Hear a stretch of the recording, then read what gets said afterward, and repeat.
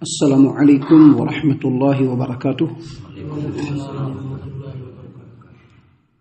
اعوذ باللہ السمیع العلیم من الشیطان الرجیم من ہمزہ ونفخہ ونفثہ۔ بسم اللہ الرحمن الرحیم۔ والذین آمنوا وعملوا الصالحات لنبوئنہم من الجنۃ غرفا تجری من تحتها الانہار خالدین فیہا نعم اجر العاملین الذين صبروا وعلى ربهم يتوكلون وكأي من دابة لا تحمل رزقها الله يرزقها وإياكم وهو السميع العليم۔ محترم سامعین کرام، سورۃ العنکبوت سورہ نمبر 29 اور اسی سورت سے آیت نمبر 58، 59، 60 یعنی 58، 59، 60 یہ تین آیات ابھی آپ کے سامنے تلاوت کی گئی۔ سامعین کرام، ان تینوں آیتوں کا تعلق پچھلی دونوں آیتوں سے ہے جو کل آپ کے سامنے پیش کی گئی تھی، اور کل جو آیات آپ کے سامنے پیش کی گئی تھی ان آیتوں میں اللہ تبارک و تعالیٰ نے مسلمانوں کو، اللہ کے بندوں کو یہ خاص میسج دیا ہے کہ ایک مسلمان کے لیے جو اصل چیز ہوتی ہے وہ اس کا ایمان اور اللہ تبارک و تعالیٰ کی بندگی، اطاعت و فرما برداری۔ وطن، قوم، رشتہ دار، ناطے، یہ سب سیکنڈری چیز ہے۔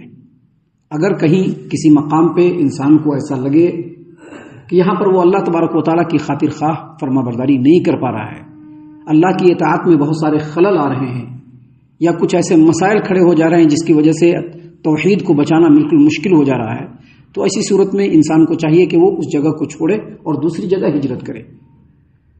صحابہ کرام رضی اللہ عنہم نے بالکل یہی کیا تھا۔ مکہ کے اندر جب لوگوں نے ان کے اوپر ان کی زندگیوں کو تنگ کر دیا، توحید پر چلنا مشکل اور دوبھر ہو گیا، تو اللہ تبارک و تعالیٰ نے ان لوگوں کو ہجرت کا حکم دیا۔ انہی آیتوں کے ذریعے سے ہجرت کی جو فضیلت ہے اور جو انسان کی زندگی کا جو اصل مطمح نظر ہے وہ بیان کیا کہ انسان کی زندگی اصل میں موت کے اوپر جا کر کے رکتی ہے، اور موت سے پہلے جتنی بھی چیزیں ہیں وہ سب عارضی اور ٹیمپروری ہے۔ ہر نفس کو موت کا مزہ چکھنا ہے، اللہ کے بارگاہ میں پہنچنا ہے اور اپنے کیے ہوئے تمام عملوں کا حساب رب العالمین کے بارگاہ میں دینا ہے۔ لہذا دنیا میں وطن پرستی یا قوم پرستی یا اقربا پروری یہ سب چیزیں ایسی ہیں جو سیکنڈری حیثیت رکھتی ہے۔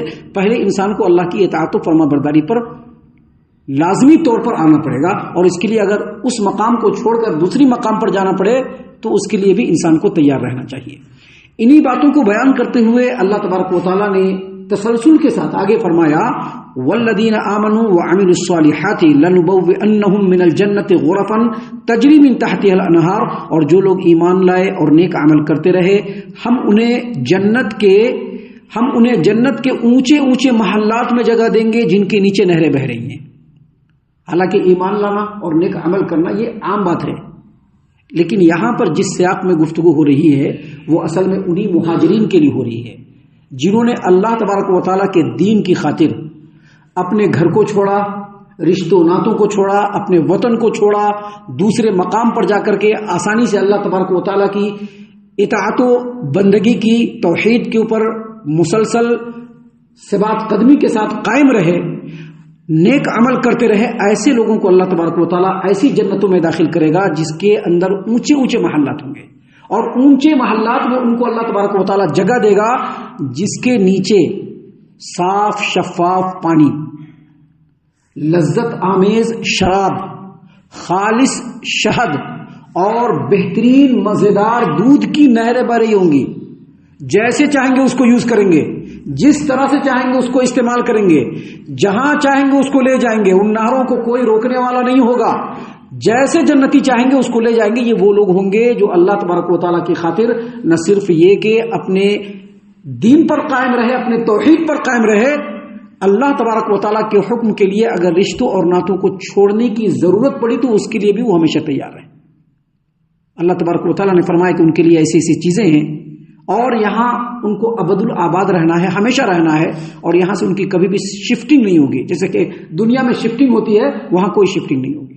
اس سے یہ پتہ چلا کہ ابن آدم کا جو اصلی وطن ہے وہ جنت ہے، اس کے علاوہ کوئی دوسرا نہیں۔ اس سے یہ پتہ چلتا ہے، اور اس سے یہ پتہ چلتا ہے کہ ابن آدم ایمان اور توحید کے اعتبار سے ایک دوسرے سے جڑے ہوئے ہیں۔ رشتے اور ناتوں کی جو حیثیت ہے وہ سیکنڈری ہے، دنیا میں حسن سلوک کے لیے ہے، باقی توحید اور ایمان میں کمپرمائز کے لیے نہیں ہے۔ محترم سامعین کرام، اللہ نے ان باتوں کو بیان کر کے فرمایا کہ نعم اجر العاملین، یہ بہترین بدلہ ہے ان لوگوں کا جو توحید اور ایمان پر قائم رہتے ہوئے اللہ کے لیے ہجرت کرنا پڑا تو اس کے لیے بھی وہ پیچھے نہیں ہٹے۔ سامعین کرام، اس کے بعد اللہ تبارک و تعالیٰ نے فردر کہا الذین صبروا، جو صبر کرتے رہے۔ ایک بات ہمیشہ یاد رکھیے کہ جو وطن ہوتی ہے اس سے محبت دل و جاں میں پیوست ہوتی ہے انسان کے۔ وطن کی محبت اور رشتوں ناتوں کی محبت جو ہوتی ہے وہ نکلتی نہیں ہے، لیکن اللہ کے لیے ان چیزوں کو قربان کر کے صبر کرنے والا جو بندہ ہوتا ہے اس کا مقام و مرتبہ بہت بلند ہوتا ہے۔ صحابہ کرام رضی اللہ عنہم میں جو مہاجرین ہیں ان کا مقام اسی لیے سر بلند تھا، اگرچہ وہ مہاجرین مکہ سے مدینہ آئے، انصار مدینہ نے ان کو اپنے ساتھ رکھا، ہاتھوں ہاتھ لیا، ہر اعتبار سے ان کا سپورٹ کیا، لیکن اس کے باوجود جو لوگ ہجرت کر کے آئے تھے ان کا مقام و مرتبہ بہت بلند ہے۔ آپ دیکھیں گے قرآن کریم میں اللہ تبارک و تعالیٰ نے انصار و مہاجرین دونوں کا نام لیا ہے، لیکن مہاجرین کا جہاں پر بھی نام لیا گیا ہے وہاں پر بڑی فضیلت کے ساتھ۔ کیوں؟ کیونکہ انہوں نے اپنے گھر کو چھوڑا، اپنے در کو چھوڑا، اپنے وطن کو چھوڑا، اپنے لوگوں کو چھوڑا، رشتوں ناتوں کو چھوڑا، ہر چیز کو چھوڑ کر کے وہ اللہ کی خاطر دوسری جگہ آئے۔ اسی لیے اللہ تبارک و تعالیٰ نے ایسے لوگوں کو کہا کہ الذین صبروا، جو صبر کرتے رہے، اپنے توحید کے اوپر صبر کرتے رہے، ایمان کے اوپر صبر کرتے رہے، اپنا وطن چھوٹا اس پر صبر کرتے رہے، رشتے ناتے چھوٹے اس پر صبر کرتے رہے۔ الذین صبروا، جو صبر کرتے رہے۔ سامعین کرام، اس سلسلے میں اللہ کے رسول صلی اللہ علیہ وسلم کی ایک حدیث ہے جس کو ہم آپ کے سامنے یہاں پر بیان کریں گے، جس کو امام ابن ابی حاتم نے تفسیر ابن ابی حاتم کے اندر روایت کیا ہے، اور اسی روایت کو امام ابن حبان نے اپنی کتاب البر والاحسان حدیث نمبر 509 پہ روایت کیا ہے۔ روایت ابو معانق اشعری سے ہے، اور انہوں نے ابو مالک الاشعری رضی اللہ عنہ سے روایت کیا کہ رسول کریم صلی اللہ علیہ وسلم نے فرمایا کہ بے شک جنت میں کچھ ایسے محلات بھی ہوں گے جن کے اندر کا جو انٹیریئر ہوگا وہ باہر سے دیکھا جا سکے گا، اور باہر کے جو مناظر ہوں گے وہ اندر سے دیکھے جائیں گے۔ اللہ تعالیٰ یہ چیز ان بندوں کو دے گا جو کھانا کھلانے والے ہیں، لوگوں کو کھانا کھلاتے ہیں، پاکیزہ گفتگو کرتے ہیں، نماز اور روزے کی پابندی اور اپنے ایمان پر صبر کے ساتھ قائم رہتے ہیں، چاہے کچھ بھی ہو جائے یہ چیز ہم سے چھوٹنے والا نہیں، ہمارا توحید ہم سے چھوٹنے والا نہیں، ہمارا ایمان ہم سے چھوٹنے والا نہیں۔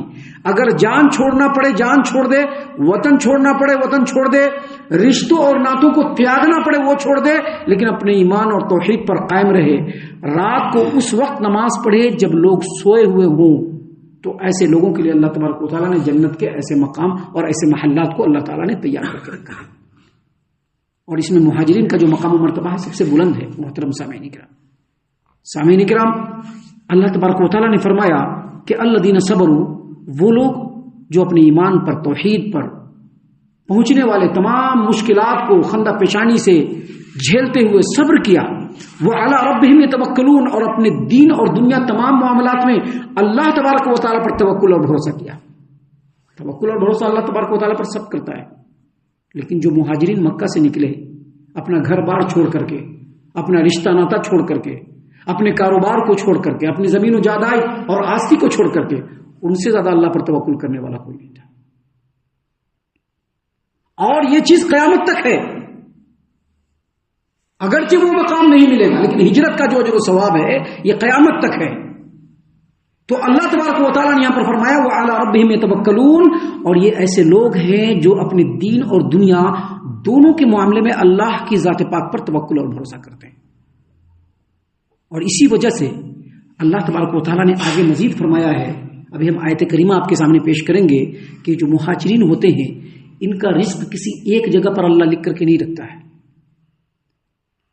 چاہے وہ کوئی مخلوق ہو، چاہے وہ کوئی زمین ہو، اللہ نے ان کے رزق کو وہاں پر لکھ کر کے رکھا ہے۔ یہی وجہ سے آپ دیکھیں گے جو مہاجرین مکہ سے مدینہ آئے اور پھر وہاں سے جہاں جہاں ہجرت کیا صرف اللہ کے دین کی خاطر، جہاں پر وہ گئے اللہ تبارک و تعالیٰ نے ان کو بے انتہا بے پایا وسیع پاکیزہ رزق سے نوازا، اللہ نے وسیع پاکیزہ رزق سے نوازا، اللہ نے خوب رزق سے نوازا ان کو، حتیٰ کہ اللہ تبارک و تعالیٰ نے دین و دنیا دونوں اعتبار سے سماج و معاشرے پر ان کو ہولڈ اور پاور بھی دیا اللہ تعالیٰ نے۔ کس لیے؟ کیونکہ انہوں نے اللہ تبارک و تعالیٰ کے لیے ہجرت کیا. اس لیے اللہ تبارک و تعالیٰ نے اگلی آیت کریمہ میں بیان فرمایا وَكَأَيٍّ مِّن دَابَّةٍ لَا تَحْمِلُ رِزْقَهَا، اور بہت سے چلنے پھرنے والے جاندار ایسے ہیں جو اپنا رزق اٹھائے نہیں پھرتے. جہاں پر جاتے ہیں اللہ ان کا وہیں پر رزق رکھ دیتا ہے. جدھر جاتے ہیں اللہ تبارک و تعالیٰ وہیں پر ان کا رزق لکھ دیتا ہے. آپ صحابہ کرام رضی اللہ عنہم کی تاریخ کو اٹھا کر کے دیکھیے. مکہ سے مدینہ ضرور آئے لیکن سارے صحابہ مدینہ کے اندر ہی سمٹے نہیں رہے. پھر انہوں نے وہاں سے بھی ہجرت کیا اللہ کے دین کو پھیلانے کی خاطر. دنیا کے کونے کونے میں گئے. جہاں پر گئے لوگوں کے پیشوا اور مقتدی بن کر کے رہے. لوگوں نے ان کو اپنا آئیڈیل سمجھا. ان کے بتائے ہوئے طریقے کے مطابق لوگ چلے. آپ صحابہ کرام کی ہسٹری کو اٹھا کر کے دیکھ لیجئے. اگرچہ اس آیت کریمہ کا جو عام مفہوم ہے وہ یہ بھی ہے کہ دنیا میں جو بھی جاندار ہے اس میں خاص طور سے ایسے جاندار جو کمزور ہیں ناتواں ہیں جو اپنا رزق اٹھائے نہیں پھرتے. انسان تو کیا کرتا ہے کہ اپنے لاکروں میں اتنے پیسے رکھ دیتے ہیں کہ اس کا 7 پشت بھی کھا سکتا ہے. انسان تو ایسا کر سکتا ہے لیکن دوسرے جاندار ایسا نہیں کرتے ہیں. اللہ تعالیٰ نے سب کے رزق کو اپنے ذمے رکھا ہے. حتیٰ کہ زمین کے اندر بسنے والے چونٹی اور دوسرے جو کیڑوں مکوڑے ہیں ان کا بھی رزق اللہ تبارک و تعالیٰ ان تک پہنچاتا ہے. یہ تو مہاجرین ہیں. ان کا رزق تو اللہ نے ہر جگہ رکھا ہے. اس لیے اللہ تبارک و تعالیٰ نے فرمایا وَكَأَيٍّ مِّن دَابَّةٍ لَا تَحْمِلُ رِزْقَهَا، اور بہت سارے ایسے جاندار ہیں زمین پر چلنے والے جو اپنا رزق اٹھائے نہیں پھرتے. اللہ یرزقها وَإِيَّاكُمْ، ان کو بھی اللہ رزق دیتا ہے اور تم کو بھی اللہ رزق دیتا ہے. کیا مطلب اس کا؟ مطلب یہ کہ رزق کے لیے کبھی بھی مرو مت. رزق کے لیے اپنے دین و ایمان کو مت بیچو. رزق کے لیے اللہ تبارک و تعالیٰ کے حکموں کو اپنے خواہشات کے قربان گاہ پر قربان مت کرو. رزق تو دینے والا اللہ تبارک و تعالیٰ ہے. رزق کے لیے نمازوں کو چھوڑ دینا، رزق کے لیے رسول صلی اللہ علیہ وسلم کے حکموں کی نافرمانی کرنا، رزق کے لیے حرام کام میں پڑنا، یہ سب اللہ تبارک و تعالیٰ نے نہیں کہا ہے. اللہ نے کہا اللہ یرزقها وإياكم، اس کا رزق بھی اللہ ہی دیتا ہے اور تم کو بھی اللہ تبارک و تعالیٰ ہی رزق دیتا ہے. اور پھر آگے اللہ تبارک و تعالیٰ نے فرمایا وہ السمیع العلیم، اور وہ سننے والا اور جاننے والا ہے. وہ اپنے بندوں کے اقوال کو سنتا ہے، اس کے حرکات و سکنات کو دیکھتا ہے. لہٰذا ان آیتوں کی روشنی میں ہمیں بہت ہی گہرائی کے ساتھ اپنے تمام چیزوں کا جائزہ لینا چاہیے اور اپنے اندر وہ تمام جذبات پیدا کرنا چاہیے جو صحابہ کرام نے اپنے اندر پیدا کیا تھا. ہم اللہ سے دعا کرتے ہیں کہ اللہ تعالی ہم تمام کو ان باتوں کے اوپر خوب غور و فکر اور تدبر کرنے کے ساتھ ساتھ ان باتوں پر عمل کرنے کی بھی توفیق عنایت فرمائے. آمین. اللہ تعالی ہم تمام کو صحیح معنوں میں پکا سچا مومن مسلمان بنائے. اللہ اور اس کے رسول صلی اللہ علیہ وسلم کی اطاعت و فرما برداری کرنے والا بنائے. صحابہ کرام رضی اللہ عنہم کے طریقے پر چلنے والا بنائے. جنت الفردوس میں جگہ عطا فرمائے. اے اللہ ہم تمام کو جہنم سے پناہ دے. اے رب العالمین ہم تمام کو جہنم سے پناہ دے. اے مالک الملک ہم تمام کو جہنم سے پناہ دے. آمین یا رب العالمین. وما علینا الا البلاغ المبین.